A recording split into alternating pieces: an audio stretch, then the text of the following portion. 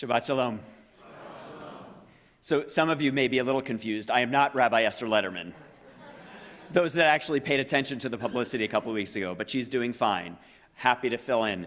You know, when Rachel invited me so many weeks and months ago to come to her installation, and I just couldn't swing it, I knew she'd figure out a way. And so having Esther pretend to be sick was the way. So I love you, Rachel Sabbath Beit Halachmi.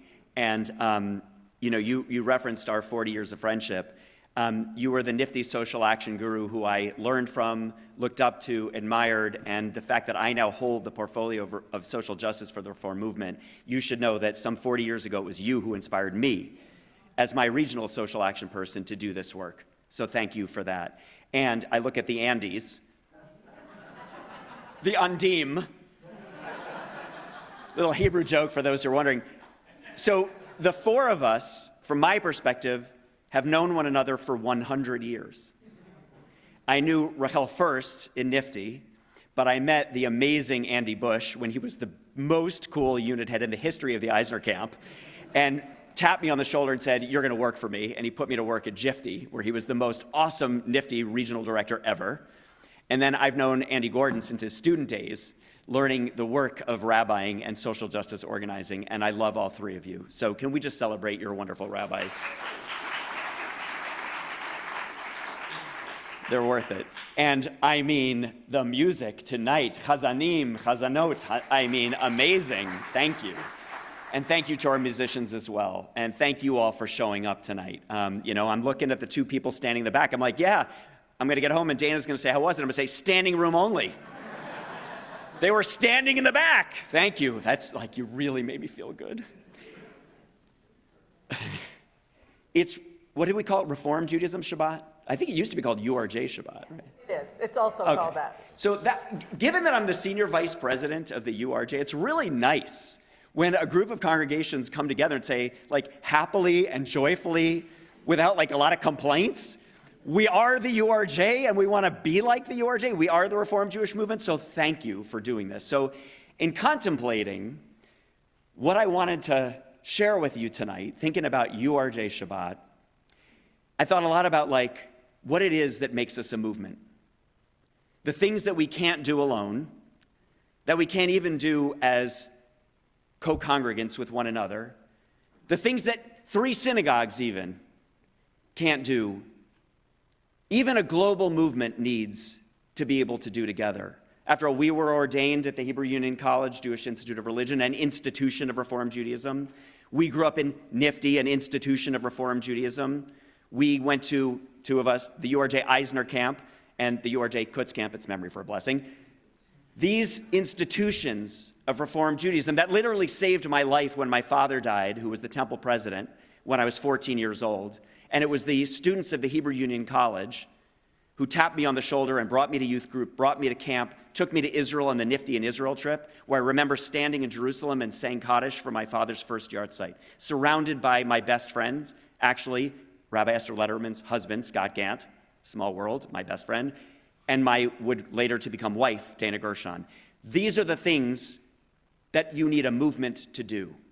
So when we celebrate, we're not just celebrating the values, the principles, the teachings, and the learnings of Reform Judaism, which we are, and we felt and heard and were inspired by tonight, but it's also the things we can do together.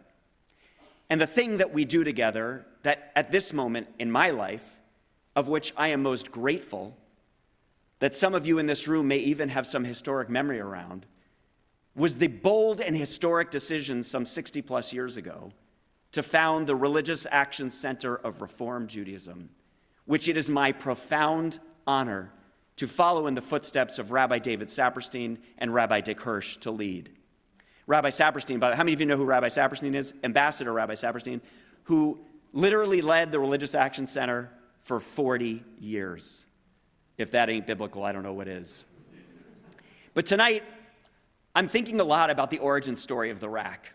We call it the RAC for those that don't know. How many of you know what the Religious Action Center is? How many of you have no idea what I'm talking about? Oh, that's not bad. Actually, there's always a few, but sometimes it's like... So some of you may know the story I'm about to tell, but Jews tell stories from generation to generation. It's worth retelling. But there's a coda to the story that I've been adding a lot lately because of what we're living through in this moment in American Jewish history and the history of the State of Israel. The origin story of the Religious Action Center was the heroic philanthropic decision by a couple named Kivi and Emily Kaplan. How many of you know those names? How many of you have no idea what I'm talking about? All right, now we're in business. When this is over and we're at the Oneg, you're going to say, thank you, Jonah, for telling that story. Kivi and Emily were from Boston, not a bad place to be from. They were like many Ashkenazic Jewish people like me and some people in this room, the children of immigrants, refugees who came to this country with nothing. They settled in Boston. They became active in their Reformed Jewish synagogue. They started a business. Kivi became a leather dealer or whatever, and a leather person selling leather, became fabulously wealthy and incredibly philanthropic. And he gave generously to the Temple Israel Boston, where he belonged. He gave to the Union of American Hebrew Congregations, which was our movement, the URJ. But his number one philanthropic priority was the NAACP. And why is that? When Kivi and Emily were on their honeymoon to Florida, they were being driven around by a taxi driver who was African American, and Kivi and Emily were white, and everywhere they went in South Florida, having come from Boston, they saw a sign: no Jews, no dogs.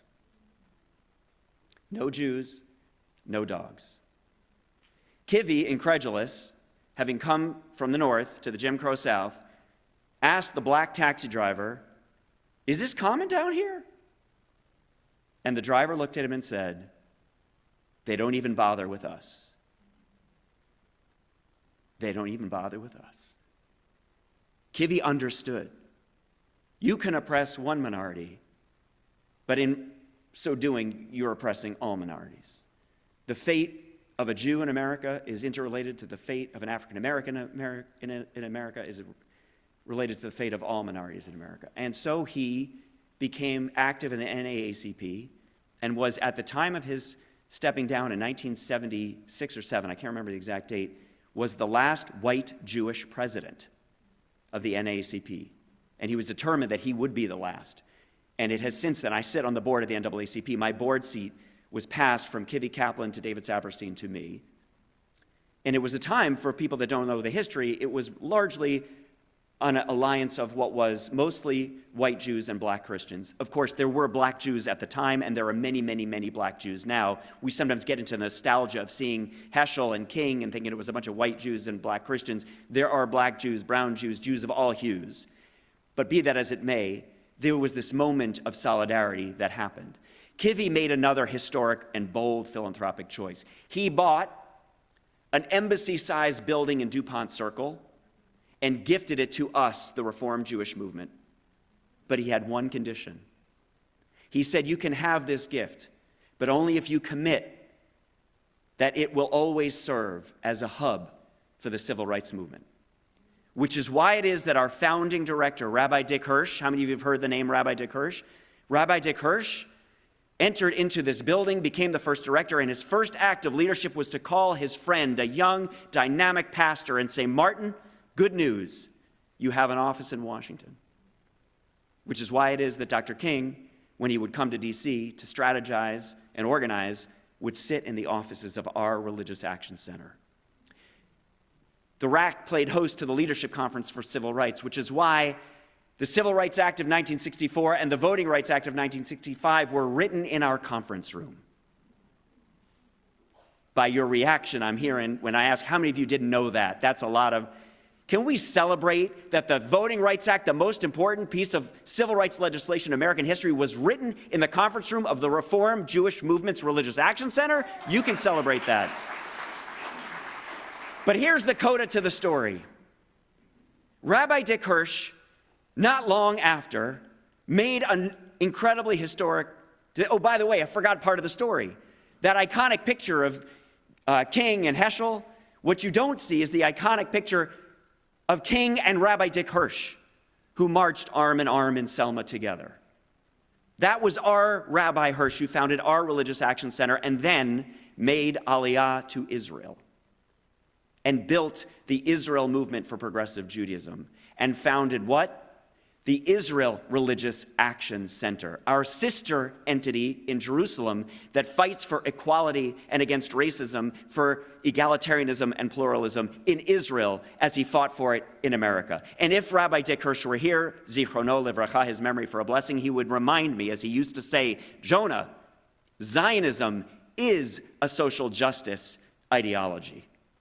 For him, rooted in the teachings of Echad Ha'am, the great Zionist thinker, rooted in the biblical teaching that we are to be an or lagoyim, meaning a light unto the nations, the Jewish state at its best would be the liberatory vessel of the Jewish people to live freely in their ancestral homelands and a catalyst for all people to live freely everywhere, including the Palestinian people in their ancestral lands.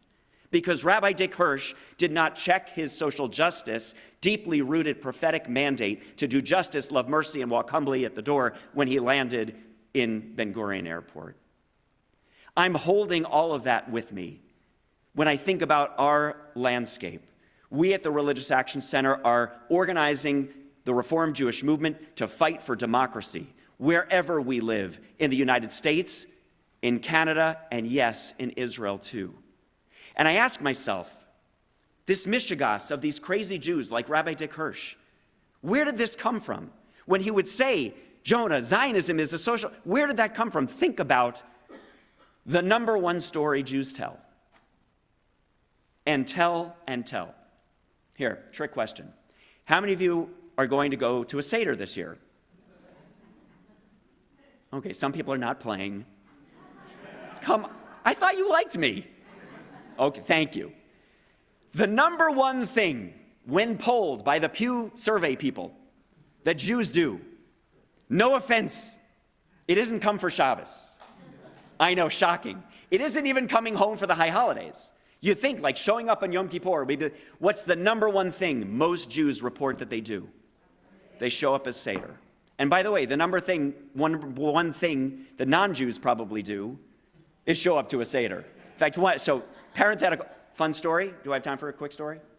So every year, my family drives me crazy. I bring home interesting people, like to just be and experience and enjoy the Seder. Some of the head of the NAACP, of course, has been at my Seder. The head of Sister Simone Campbell from the Nuns on the Bus has been at a Seder, blah, blah, blah. So one year, I invite Governor Deval Patrick, former governor of Massachusetts, to come for Seder. And he graciously agrees to come. Like, this is great. The whole family's running around, cleaning up, He sits right at the head of the table next to me, and the whole thing, I'm speaking in a loud voice. Now we're going to say the 4 questions. And I'm explaining everything to him, like as if he's deaf. And he says to me, Jonah, you think this is my first Seder? So what does it mean that every year we Jews get together and bring everybody we know with us and say, we're going to tell this story so that we see ourselves as if we ourselves were slaves in Egypt. And we ourselves were liberated from that slavery and then had the blessing not only to exit from the bondage and the oppression of Egypt, but to stand at the mountain, and we ourselves received here at Har Sinai the Torah, and then entered into the land of Israel, our promised land. We are to teach our child on that day so that they would see themselves. That has something to do with the master story in our kishkas. So when we lit the candles and remembered those who we lost on October 7th, and we prayed for the hostages who are still languishing in the dungeons of Gaza, we replay that master story of our people, that story of oppression when we experienced what it was to be in the dungeons and cry out, let us go. For Moses to go to Pharaoh and say, let our people go. And the Hostage Family Forum that week after week has stood on the National Mall with me and others saying, let our people go. Part of that Exodus narrative is having experienced genocide and oppression, knowing that we protect ourselves. There is that very famous quote from Hillel that you've said a million times. I'm going to say it again and give it a different context. Im ein ani li mili. If I'm not for myself, we have learned over 3,000 years that the Jewish community cannot simply hope that we will be protected. We have to do the things that will build the collective resistance to the pharaohs, to the Amaleks, to the Hamans who will rise up. Anti-Semitism is real.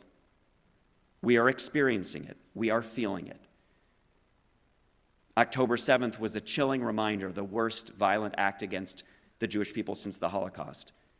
Not as if the Tree of Life shooting is such a distant memory. So we hold the Imei Nani Li Mili part of the Exodus narrative, the memory of a people oppressed.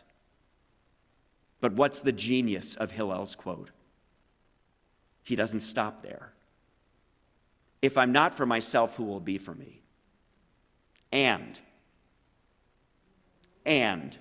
if I am for myself alone, what am I? Now, it's a kind of a strange text, because you think Hillel would ask, if I'm not for myself, who will be for me? If I'm for myself alone, what would you expect him to ask about himself? Who am I? Why does he say, what am I, instead of who am I? Because turning away from the other strips us of our own humanity. To be a human is to see the other. Kivy Kaplan and Emily Kaplan stood in that moment. They saw the oppression of the Jew, no Jews, no dogs. And they turned to another human, not a Jew, a black man who said, they don't even bother with us. And Kivy understood at that moment the reality of what Hillel was saying. We are collectively in this together. To be human is to relate. And that's why the Exodus story has this deeper narrative than simply we experienced oppression and genocide and therefore we have to defend ourselves. Think about Shifra and Pua and Miriam and Yocheved. You know what I'm talking about? Who's Shifra? The midwife. Shifra and Pua, who were the Hebrew midwives. When Pharaoh said, take every Israel baby boy and toss it in the sea to die, committing a genocide against the Jewish people, Shifra and Pua resisted. They got around Pharaoh. And by the way, it's not just Shifra or Pua, it's two. Why? To organize together, to relate. The humanity of these two women, the two most powerful. Think about it. How much power do you think midwives had in ancient Egypt? Like, it's like a couple of certified nursing assistants rising up against the head of United Healthcare. Sorry. Oh, too soon. Forgive me. That really, that is ugly. I apologize. I used to make that joke before, and so forgive me. That is hard. That is hard. Forgive me. So Shifra and Pua, two of the most powerless people in a society, are able to actually resist Pharaoh's decree. And then Miriam and Yocheved reach into that basket and put that baby boy, and they save a life. And then who rescues that baby boy, Moses? Pharaoh's own daughter. 5 women having empathy and love, a shared love of life. And they resist and they succeed. Now here's the thing I'll close the story. The rabbis have a wonderful debate about the Hebrew midwives, Shifra and Pua. You know what the debate is? The question is, were they Hebrews who were midwives, or were they midwives who served the Hebrews? And there is a strong rabbinic thread that suggests that they were Egyptian women who served the Hebrews as midwives. Now, why is that a radical text? Because that is the text that says, if I'm for myself alone, what am I? Shifra and Pua put their lives at risk to save the child of another, the people of another. So now think about it. The story we tell of ourselves every year at the Seder table. We ourselves were freed from Egypt. We ourselves went out of bondage, and then we were commanded 36 times, 36 ways to do what? To love the stranger, because we were slaves in Egypt. God says to us clearly, because of your experience of oppression, you don't turn inward and focus on the self. After all, it only says love your neighbor as yourself once, but 36 times, which is a really good Jewish number, it says love the other, the stranger, as yourself, because you knew what it was to be the stranger, the other. And the text goes on to say, we are to be for the widow, the orphan, and the poor, the most vulnerable among us. So we don't just think about our hostages in Israel. I hope what I'm going to say is not controversial. Every baby in Gaza is a child of God. Every child in the rubble of Gaza is our child. Just as Shifra and Pua did not see a Hebrew or see an Egyptian, they saw a baby. So we call balls and strikes in our movement. We raise our collective voice in a nonpartisan 501c3 appropriate way to speak truth to power. So when there are executive orders that target trans children, or when there are executive orders that target refugees and migrants, as we were refugees and migrants, we raise our moral voice and say this is wrong. And we organize and we mobilize. And when abortion rights are rolled back, and we deeply rooted in decades of Reform Jewish policy and centuries of rabbinic wisdom that said the life of the mother is preferenced and the woman and her doctor get to decide, then in the state of Maryland, the Reformed Jewish congregations join across lines and pass a ballot initiative to ensure that women control their own bodies. That's what a movement can do that an individual congregation or an individual person can't do. So on this URJ Shabbat, the invitation is to keep on marching, keep on organizing, just as you keep on praying and teaching and studying, because we Jews did not start marching in Selma. We started marching 3,000 years ago, and we will keep marching for 3,000 more years if that's what it takes to bring about a world of peace and justice and humanity for all people. Shabbat Shalom.